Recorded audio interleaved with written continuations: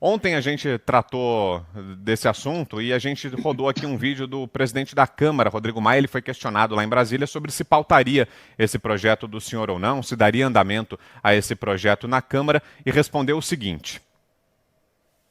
O projeto que foi protocolado ontem aqui pelo deputado Daniel Silveira, que é aliado do presidente Jair Bolsonaro, que é em relação a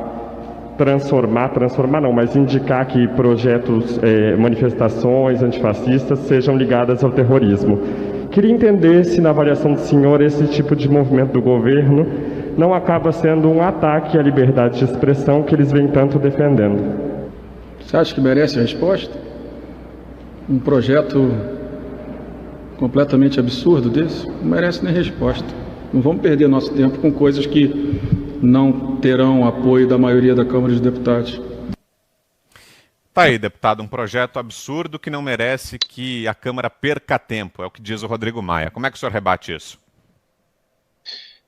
Olha, se a gente parar para pensar um pouquinho na posição que ele defendeu, é importante que os pensamentos divergentes sejam respeitados. Nós não somos obrigados a concordar, contudo nós não podemos impedir. Então, a opinião, até ouvi o comentário do Guilherme Fiuza, realmente é uma pauta que não tem importância para o presidente da casa, ou seja, a vida do cidadão comum de bem que é achincalhado, apanha na rua, tem seu patrimônio depredado, ou então corre até risco de vida. Essas pessoas não têm importância, elas são totalmente desnecessárias e elas não têm sentido algum, né? Esse é meu pensamento. Aí a gente também parte do pressuposto de quantas pautas importantes também foram vetadas pelo presidente a bel prazer, só porque ele acha, não sendo o dono do Congresso ou da Câmara, que não tem importância. Tem importância aquilo que ele acha que tem que pautar. Então, a minha leitura sobre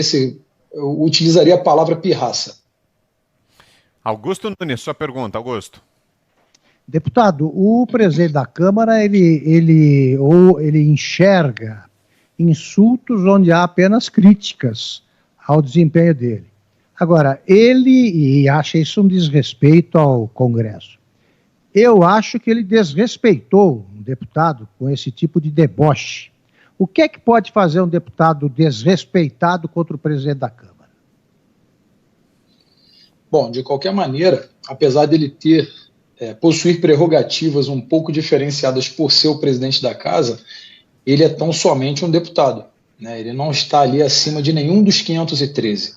Ele não é o suprassumo da Câmara, ele só coordena o trabalho da Câmara e nós podemos representá-lo, sim, inclusive até no Conselho de Ética pelo tratamento. Ele ainda está sujeito ao regimento interno da Câmara dos Deputados. E a gente vai ver, junto com a equipe, o que eu posso fazer para que a gente possa cobrá-lo dentro do regimento, para que ele aprenda que se trata de igual para igual. Ele não está acima de ninguém.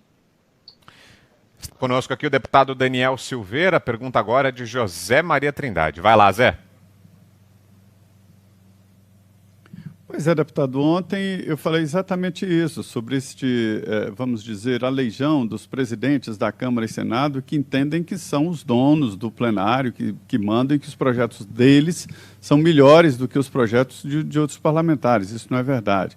Agora, o senhor já disse que chegou no Congresso Nacional para implodir o sistema por dentro.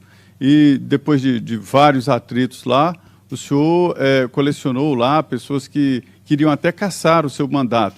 Como é que o senhor se relaciona com esse tipo de reação da Câmara dos Deputados? E eu queria saber se o senhor pretende regulamentar qual seria o limite de manifestação e agressão, ou se é possível conviver. Não. Dentro da Câmara, o discurso muda, né? Quando você está ali cara a cara, um de frente para o outro, eu acho que figura mais como se fosse de homem para homem, só que muitos ali têm uma atitude na sua frente, age de uma maneira e por trás de outra. Quer dizer, a política, ela odeia a traição, mas odeia o traidor, né? Vamos colocar assim. E lá dentro eles fazem aquela cena, né, do aperto de mão, sorriso. Eu não estou ali para isso. Se me tratar bem, eu vou tratar bem dentro da educação, dentro de todo o limite da cordialidade. Contudo, se for um babaca, eu vou ser um babaca. Eu não vou tratar alguém que quer o mal do Brasil, bem. E não é porque eu estou como deputado, como parlamentar, por tempo limitado, que eu vou permanecer, não vou permanecer, por exemplo, que eu vou permanecer apertando a mão e felizinho porque ele acha que a casta, né, o alto clero, manda na Câmara, quando quem manda na Câmara aqui não tem discurso clichê, não. Na verdade, são 513 deputados que mandam em 210 milhões, definem esse rumo dessas pessoas. A partir do momento que esses 210 milhões entenderem que esse poder é deles, eu tenho certeza, cara, que acaba. E eu nem quero ficar na política para sempre, porque é uma coisa cansativa demais. Você vê muito mau caráter ali, representando o povo, e não quer nada com o povo. Eles estão cagando e andando, desculpa aí o termo, estão cagando e andando para o povo, e o povo acaba pagando um preço muito alto por caprichos como esse. Pautas importantes, medidas provisórias do presidente não foram pautadas, caducaram, perderam o objeto, porque ele acha que o projeto que atende a si próprio de forma personalíssima vale mais do que qualquer outro. De certo que esse projeto que eu protocolizei, dentre mais de 30 projetos de leis que tem, ele não é uma pauta que traz muita coisa econômica para o Brasil. Ele é uma pauta de segurança nacional que combate diretamente uma coisa que claramente é uma célula terrorista. Então, realmente eu não vejo esses embates ou ofensas. Na verdade, não me fazem nem cócegas. Eu não estou ali para fazer amigo, não. Estou ali para trabalhar pelo Brasil de fato. Guilherme Fiuza, sua pergunta, Fiuza. Deputado, partindo para o mérito do seu projeto, esse projeto que foi alvo de deboche do Rodrigo Maia, para tentar entender um pouco melhor, só para dar aqui um contraponto, umas 2 semanas atrás, mais ou menos, eu ouvi do jornalista Nando Baltazar, do canal Vira News, uma espécie de uma projeção. Ele comentava que depois da pandemia não, quando começasse a reabertura, quando se reiniciasse a circulação de pessoas, viriam os antifas. E eu achei aquela projeção, me pareceu até assertiva demais, e eu estou impressionado que não deu outra. Né? Exatamente no timing que ele comentou, apareceram os antifas, espalhados por aí. Na sua opinião, existe essa dinâmica planejada desses movimentos e como o seu projeto visa combater esse tipo de dinâmica? O meu fone ele parou, consegue me ouvir ainda? A gente está ouvindo, deputado, mas o senhor conseguiu ouvir a pergunta do Fiuza? A gente ainda ouve o senhor. Consegui ouvir. Tá, então pode responder, Perfeito. por favor. Vamos lá, desculpa, o fone acho que acabou a bateria. Bom, esse projeto ele visa, sim, a pergunta se tange em combater, não é isso? Isso. Isso. Então, o projeto ele visa, sim, porque as atitudes desses grupos, né, o protocolo, o modus operandi adotado por esses grupos, você vê claramente que eles têm um líder, que eles são bem ordenados e coordenados. Alguns, você vê perfeitamente que não são treinados militarmente ou tecnicamente, mas eles são baderneiros e têm, sim, um protocolo a seguir. E todo esse protocolo, ele abrange a questão da violência, a questão da agressão física. Eles carregam coquetéis molotovs, carregam bastões de madeira, carregam facas, carregam soco inglês, todas armas brancas de potencial ofensivo, pode provocar danos de lesão corporal grave ou então até a morte. E isso é fato. Já confrontei várias vezes quando na ativa da Polícia Militar do Estado do Rio de Janeiro, grupos como esses, eles sempre adotam o mesmo protocolo. Eu acredito sim que o projeto alterando a lei de terrorismo e colocando essas células no rol de terroristas, a gente pode passar a combatê-los dentro do rigor da lei penal, né? Embora um pouco branda ainda, mas a gente pode passar a ter como crime de fato. A manifestação ela é garantida pela Constituição, está lá, salvo engano, no inciso 16, salvo engano, do artigo 5º.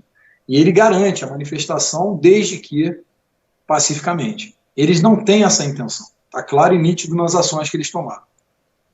Ô, deputado, e do ponto de vista da investigação, o que é que muda para essas organizações? Por que é que seria um problema para esses grupos serem incluídos no rol de grupos terroristas? Seria possível, por exemplo, usar o serviço de inteligência, a ABIN, que é a Agência Brasileira de Inteligência, para combater esses grupos? É isso, deputado?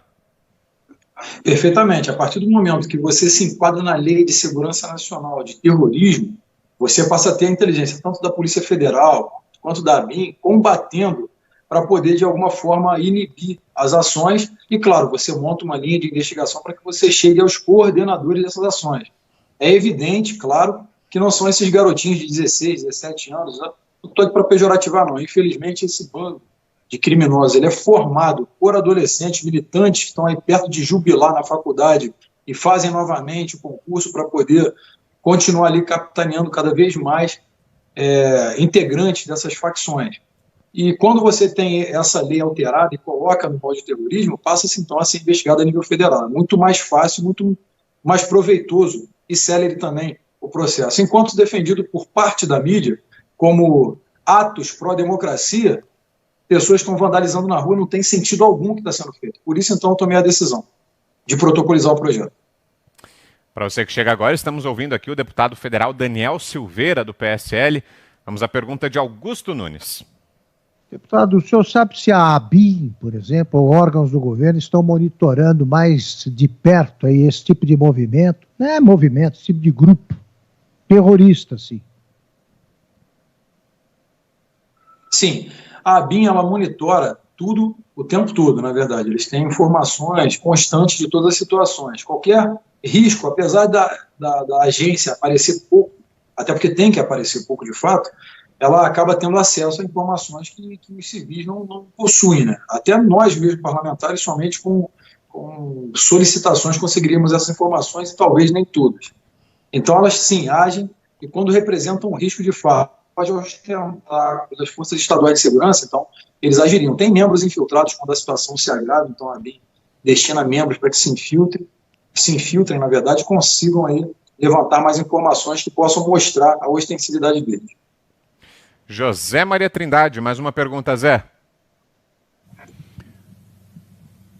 Deputado, aqui nesse debate também existem outros grupos, né, outros manifestantes, e é por isso que a reação é tão grande na Câmara dos Deputados, como MST, como Sem Teto e outros grupos, né?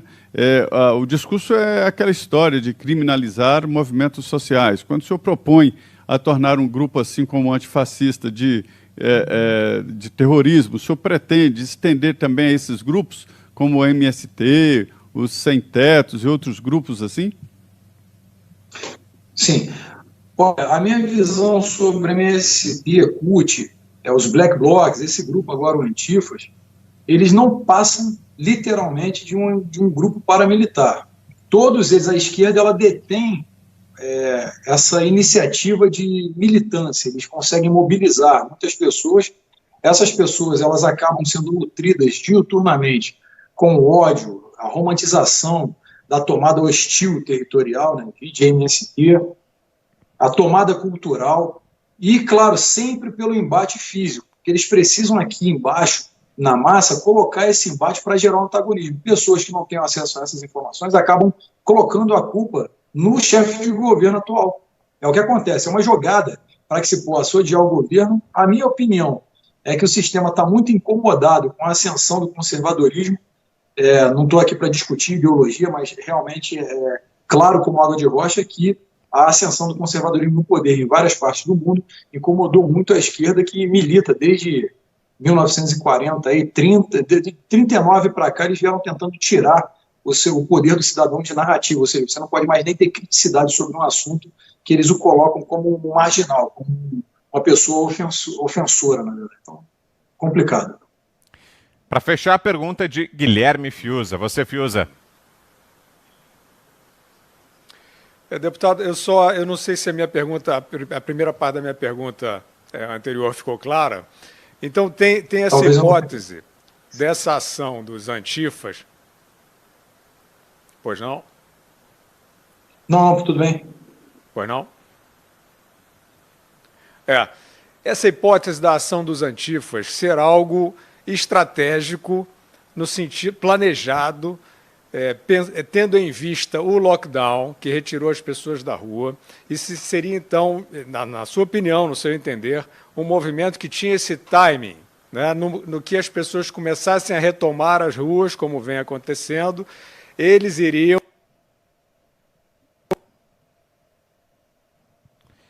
E acho que agora travou um pouquinho a pergunta do Fiuza. Será que é um problema de internet? Acho que vai voltar, né? A gente vai conseguir fazer a conexão com o Fiuza? Acho que não, mas era sobre a quarentena, a relação disso com a quarentena, né, deputado? Não sei se deu para entender o raciocínio do Fiuza, mas queria que o senhor falasse a respeito.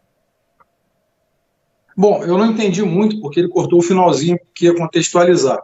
Mas se ele está dizendo se é uma estratégia para poder, sim, atrapalhar a quarentena, eu acho que sim. Tudo que parte da esquerda e que a esquerda defende, você já tem que partir do pressuposto de analisar 10 vezes, porque já não é bom. E tudo que eles procuram deter a narrativa e antagonizar na mídia é porque eles têm uma estratégia por trás. Tem uma coisa que nós não podemos não admitir, é que realmente eles sabem aplicar o protocolo deles e aplicam muito bem no seio social. Eles romantizam em cima daquilo que é errado, fazendo com que parte da massa acredite que é certo. Então, para mim, sim, na minha opinião, sim, é uma estratégia deles. Ok, quero agradecer aqui ao deputado federal Daniel Silveira, deputado pelo PSL no Rio de Janeiro. Obrigado, viu, deputado, pela entrevista. Boa noite ao senhor. Obrigado, boa noite a todos vocês. Obrigado. Agora são 6h48.